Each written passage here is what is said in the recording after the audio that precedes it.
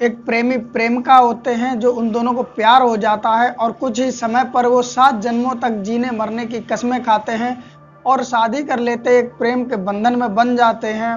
लेकिन कुछ समय बाद ही ऐसा होता है कि प्रेमी अपनी प्रेमिका की दर्दनाक मौत कर देता, हत्या कर देता है और उसके बाद में दोस्तों वहाँ से वो भाग जाता है। आइए जानते हैं दोस्तों इस प्रेम भरी कहानी में कि वो इस तरह दर्दनाक हत्या क्यों करता जबकि वो इतना ज़्यादा प्यार करता था। दोस्तों क्या प्यार यही होता है, जानेंगे इस वीडियो में। लेकिन दोस्तों उससे पहले एक छोटा सा लाइक कर दो जिससे मेरा हौसला बढ़ता रहे। नमस्कार दोस्तों, मेरा नाम है अजय श्रीवास्तव।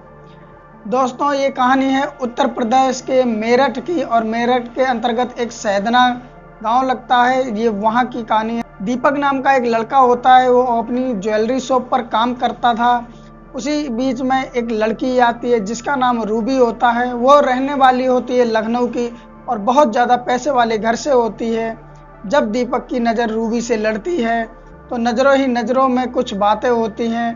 दीपक भी थोड़ा सा मुस्कुराता है, रूबी भी थोड़ा सा मुस्कुराती है और दोस्तों कुछ ही समय बाद फ़ोन की अदला बदली हो जाती है।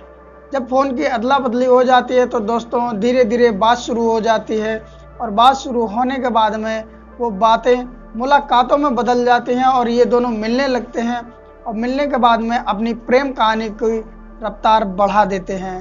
दोस्तों धीरे धीरे समय बीतता जा रहा था और कुछ समय बाद में जो दीपक होता है वो रूबी से कहता है कि मैं तुमसे शादी करना चाहता हूँ। और रूबी भी होती है जो वो भी चाहती थी कि दीपक इतना अच्छा लड़का है, मुझे बहुत ज़्यादा प्यार करता है, तो मैं भी इससे शादी करूँगी। दोस्तों दोनों ही शादी करने का निर्णय ले लेते हैं और दोनों ही अपने अपने घर वालों को बता देते हैं। जब घर पे बता देते हैं तो दोनों के ही घर वाले मानते नहीं हैं, ना ही दीपक के घर वाले मानते हैं, ना ही रूबी के घर वाले मानते हैं। तो ये क्या करते हैं, आपस में दोनों घर से भाग जाते हैं और भाग करके कोर्ट मैरिज शादी कर लेते हैं। जब कोर्ट मैरिज शादी कर लेते हैं तो शादी के कुछ दिन बाद ही दीपक के घर वाले मान जाते हैं और दीपक रूबी को लेकर के अपने पिताजी के साथ अपने ही घर में रहने लगता है। समय धीरे धीरे बीत जाता है। कुछ समय बीतता है तो दीपक अपनी पत्नी रूबी से कहता है कि तुम्हारे पिताजी ने कुछ दहेज वगैरह तो दिया नहीं है, कुछ पैसे ही ले आओ जाके, इस तरह को डिमांड करने लगता है। तो रूबी जो पिताजी होते हैं वो भी अब रूबी से बात करने लगते। समय काफ़ी गुजर जाता है, धीरे धीरे 4 साल गुजर जाते हैं और दोस्तों कहानी ऐसी ही चलती रहती है। रूबी अपने घर जाती है, अपने पिताजी से पैसे लाके और दीपक को दे देती है। धीरे धीरे 4 साल गुजर जाते हैं, सारा कुछ अच्छा चलने लगता है कि एक समय आता है दीपक अपना एक नया मकान लेता है अपने पिताजी के घर से हट करके थोड़ा। जब मकान ले लेता है तो उसमें दीपक और रूबी रहने लगते हैं। अचानक ही एक दिन दीपक रूबी से कहता है कि तुम्हारे पिताजी ने कुछ दहेज दिया नहीं, अगर मैं अच्छे से शादी करता तो मुझे बहुत सारा दहेज मिलता, लेकिन तुम्हारे पिताजी ने मुझे कुछ दिया नहीं है। इसलिए एक काम करो, ये जो घर लिया मैंने इसको तोड़वा के मुझे दोबारा बनवाना है। तुम अपने घर जाओ और अपने पिताजी से कहो जाके 20 लाख रुपए देने के लिए और जाओ तुम 20 लाख रुपए ले आओ।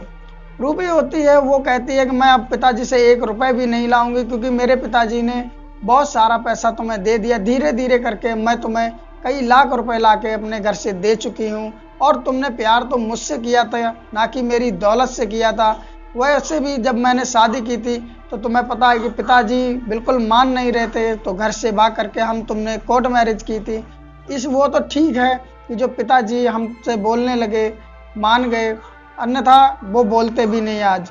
दीपक कहता मैं कुछ सुनना नहीं चाहता, तुम मुझे पैसे लाके दो 20 लाख रुपए, मुझे ये मकान बनवाना है। दोस्तों दीपक अब हर रोज़ टॉर्चर करने लगता है रूबी को पैसों के लिए और रूबी होती वो साफ साफ इनकार कर देती है कि मैं पैसे नहीं लाऊंगी। दोस्तों संडे की सुबह दीपक और रूबी दोनों उठते हैं। उठने के बाद में दीपक फिर से कहता है रूबी से कि आज जाओ तुम पैसे लाओ जाके, और रूबी मना कर देती है। दोस्तों उनकी बातें बहस में बदल जाती हैं और बहस की बातें लड़ाई झगड़े में बदल जाती हैं। विवाद इतना ज़्यादा बढ़ जाता है दीपक और रूबी के बीच में कि पास में रखी एक हथौड़ी होती है, दीपक उसको उठाता है और रूबी के सर पे प्रहार कर देता है। प्रहार जब तक करता है दोस्तों जब तक रूबी मर नहीं जाती है। जब रूबी मर जाती है तो दीपक पास में ही बैठ जाता है और बैठ के बहुत शांति से वो सोचने लगता है अब आगे करना क्या है। दोस्तों वो बाजार जाता है, बाजार से एक बांका लाता है काटने के लिए। और रूबी के छोटे छोटे टुकड़े करता है और टुकड़े करने के बाद में एक बोरे में भरता है। जैसे ही शाम होती है तो वो अपनी कार में उस बोरे को रखता है और एक गंगा नदी पड़ती है, वहाँ पर पास में ही जाने के बाद में वो उस गंगा नदी में उन टुकड़ों को फेंक देता है और फेंकने के बाद अपने घर आ जाता है और घर की अच्छे से साफ सफाई करता है, जिससे किसी को पता ना लगे कि यहाँ हत्या नाम की चीज हुई थी, यानी कि कत्ल हुआ था। ब्लड वगैरह बिल्कुल भी नहीं रहता है, इस तरह वो एकदम चम कर देता जैसे पहले मकान होता है। अब इधर दोस्तों रूबी के घर वाले भी बराबर रूबी से कांटेक्ट करने की कोशिश कर रहे थे, लेकिन रूबी का फोन लग नहीं रहा था। तो वो दीपक के फोन पर फोन करते तो दीपक फोन उठाता नहीं है। 1-2 दिन गुजर जाते हैं और फिर दीपक अपनी तरफ से फोन करता है और रूबी के पिताजी से कहता है कि रूबी की बहुत ज़्यादा तबीयत खराब थी, इसलिए रूबी की मौत हो गई। तो दीपक के पिताजी कहते जब तबीयत खराब थी तो मुझे बताया क्यों नहीं, तुमने मेरी लड़की को मार दिया है इसका मतलब। और रूबी के पिताजी जाते हैं थाने में, रिपोर्ट दर्ज करा देते हैं। इधर दीपक के घर वाले जान चुके थे कि दीपक ने रूबी को मार दिया है, इसलिए वो सारे घर वाले पहले ही घर से भाग जाते हैं। और जैसे ही पुलिस दीपक के घर पे आने वाली होती है तो दीपक को कहीं से पता चल जाता है, इधर दीपक भी घर से फरार हो जाता है। अब दोस्तों पुलिस वाले दीपक को ढूंढ रहे होते हैं, उनके घर वालों को ढूंढ रहे होते हैं, लेकिन उनका अता पता नहीं होता है।